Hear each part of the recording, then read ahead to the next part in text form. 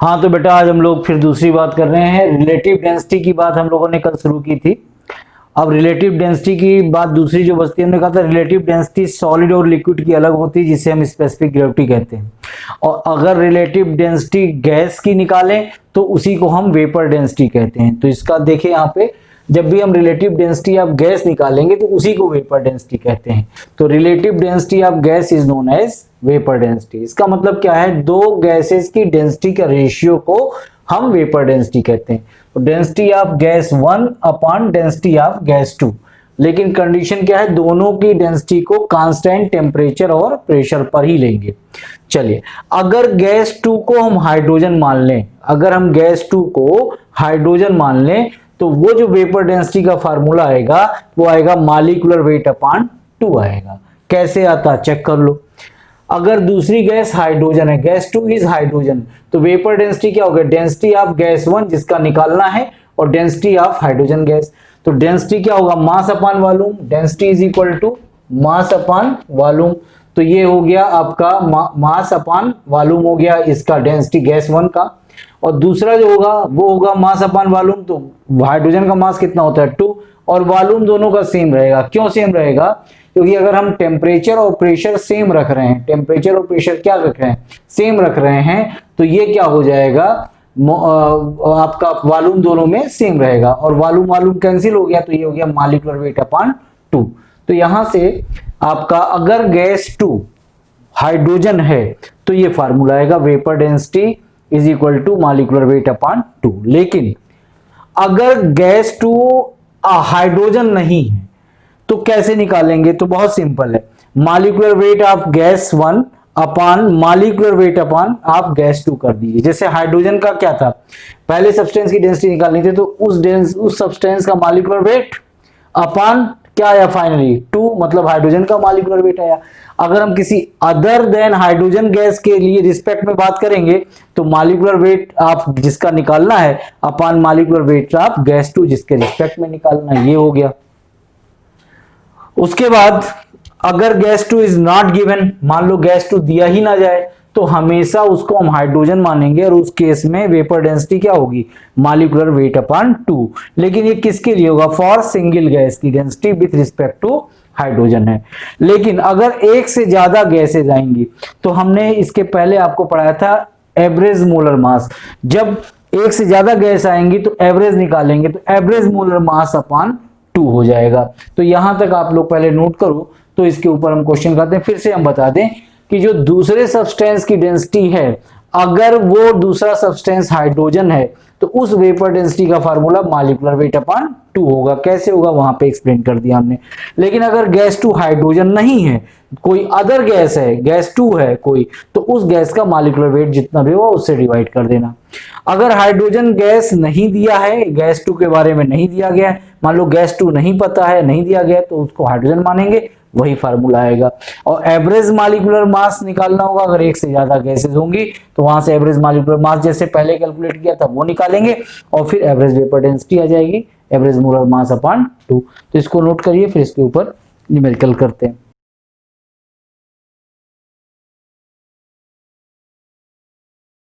चलिए पहला सवाल लिखिए, find out vapour density of SO2। Find out vapour density of SO2। SO2 की वेपर डेंसिटी आपको निकालनी है।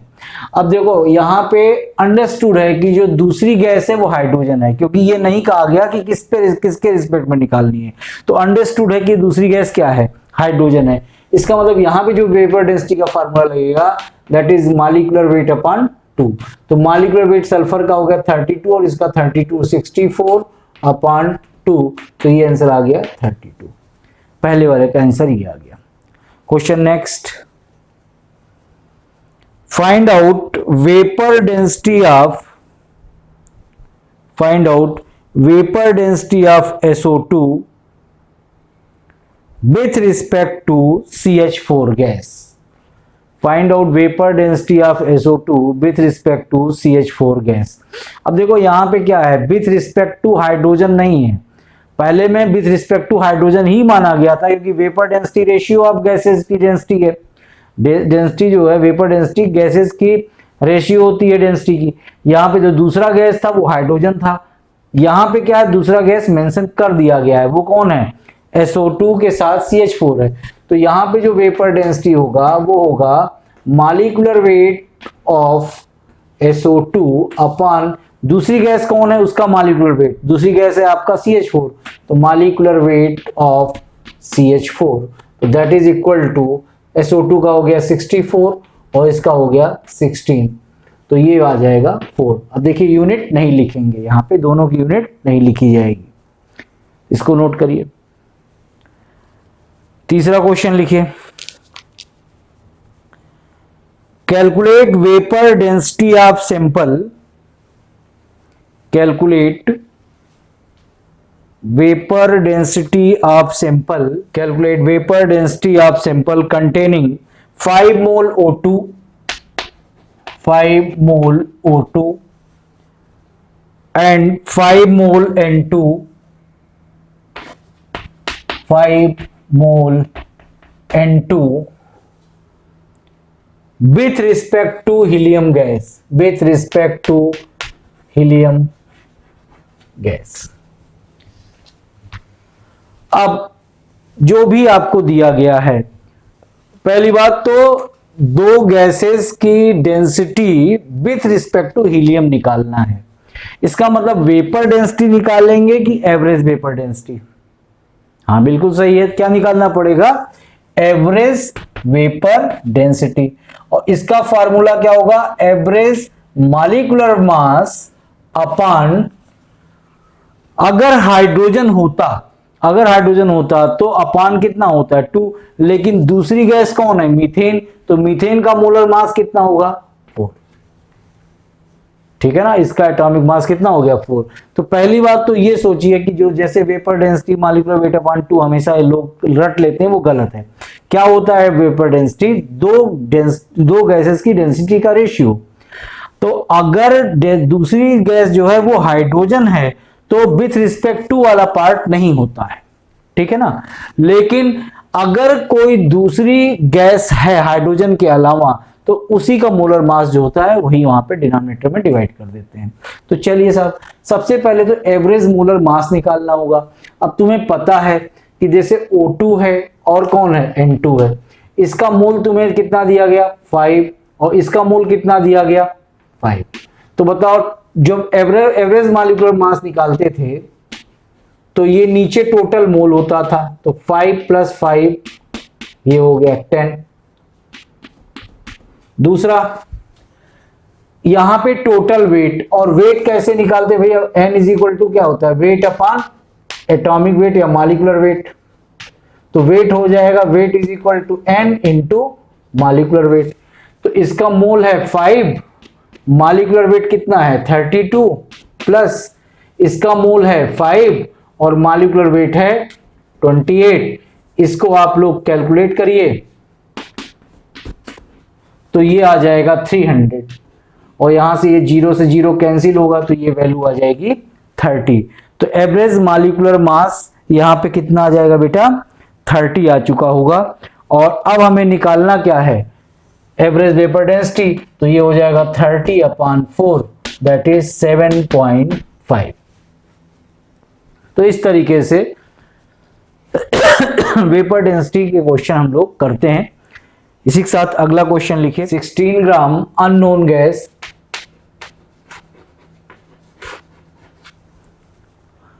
occupies 5.6 liter at STP। 16 gram कोई अननोन गैस है, occupies 5.6 liter at STP। Calculate vapour density of gas, इस gas की vapour density आपको निकालना है। अब यहां पे देखो इस गैस की density with respect to other gas ही वेपर डेंसिटी होती है, और with respect to other gas नहीं दिया गया है, इसका मतलब क्या मानेंगे हाइड्रोजन। और हाइड्रोजन अगर मानते हैं तो जो वेपर डेंसिटी का फार्मूला होता है वो मॉलिक्यूलर वेट अपॉन 2 होता है। इसका मतलब कहीं से हमें अगर इस गैस का मॉलिक्यूलर वेट निकल आए तो हमारा आंसर आ जाएगा। तो बहुत सिंपल है, आप जानते हैं गैस के लिए n is equal to weight upon molecular weight is equal to volume at STP upon 22.4 litre होता है। ठीक, तो अब आप देखो, आपको वेट दिया गया, यहाँ पे लिख दीजिए 16, मॉलिक्यूलर वेट तुम्हें निकालना था, वॉल्यूम एट एसटीपी 5.6 और ये हो गया 22.4। यहां से आप मॉलिक्यूलर वेट निकाल लीजिए और यहां से जो मॉलिक्यूलर वेट आता है वो आ जाएगा आपका कितना, 64। मॉलिक्यूलर वेट जो आएगा वो आएगा यहां से 64। भाई ये 4 बार जाएगा और 16 इंटू 4 करोगे तो 64 आ गया। तो यहां से आंसर निकाल लेंगे, 64 डिवाइडेड बाई 2 दैट इज 32। इसको नोट करिए। चलिए अगला क्वेश्चन लिखिए। Air is mixture of nitrogen and oxygen.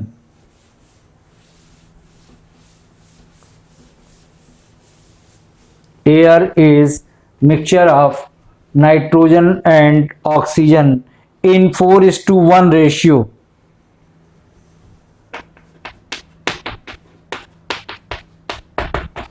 Air is mixture of nitrogen and oxygen in 4:1 ratio. Find out vapor density of air. Find out vapor density of air. अब फिर बात आती है कि यहाँ पे एयर की वेपर डेंसिटी निकालनी है, किसके रिस्पेक्ट में, ये दिया नहीं गया। इसका मतलब वो दूसरी जो गैस होगी वो जिसके रिस्पेक्ट में बात करेंगे वो कौन सी होगी, हाइड्रोजन। और हाइड्रोजन के लिए वेपर डेंसिटी का बात करेंगे तो यहाँ पे मॉलिक्यूलर वेट अपॉन 2 होगा, लेकिन एयर क्योंकि गैस एक से ज्यादा गैसेस का मिक्सचर है इसलिए यहाँ पे एवरेज वेपर डेंसिटी आएगा और दैट इज ये एवरेज मॉलिक्यूलर मास अपॉन 2 बनेगा। अब एवरेज मॉलिक्यूलर मास इसका निकाल लें तो सवाल समाप्त हो गया। तो चलिए एवरेज मॉलिक्यूलर मास कैसे निकालेंगे भाई। एवरेज मॉलिक्यूलर मास निकालने का तरीका बताया था कि देखिए यहाँ पे ये 4 है, ये 1 है, इसको हम ऐसे भी कह सकते हैं 80% इज टू 20% कह सकते हैं। तो बताओ नाइट्रोजन का मॉलिक्यूलर वेट कितना होता है भाई, 28, और इसका कितना होता है 32। इसका मतलब 28 वाला कितने पार्ट है, 80, तो 28 इंटू 80 करो, प्लस 32 वाला 20% है तो 32 इंटू 20 कर दो, और टोटल अब कितना कर दोगे 100, और यहां से इसको निकालोगे तो ये आ जाता है अप्रोक्सीमेटली 29 आता है, 28.9 करके आता है, अप्रोक्सीमेटली 29 मानते हैं। तो आज से एक बात याद रखिएगा हमेशा, average molecular mass of air कहीं भी पूछा जाए तो वो 29 लगा देना, खत्म। कैसे आया वो आप देख लीजिए। तो अब आपको क्वेश्चन करना था कि वेपर डेंसिटी निकालना था एयर का, तो एवरेज मॉलिक्यूलर मास आपका 29 आया है, अपॉन 2 कर दो तो ये आ जाएगा 14.5। ठीक, समझ में आ रही बात। सो नोट करिए, calculate density of chlorine with respect to density of air. Calculate density of chlorine with respect to density of air.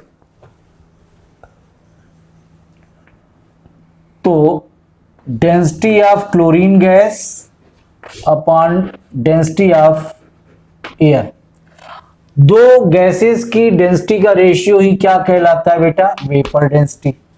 अब अगर दूसरी गैस हाइड्रोजन होती तो ये होता है मॉलिक्यूलर वेट अपॉन 2, तो क्लोरीन का मॉलिक्यूलर वेट अपॉन 2 कर देते, लेकिन यहां पे दूसरी गैस कौन है, एयर।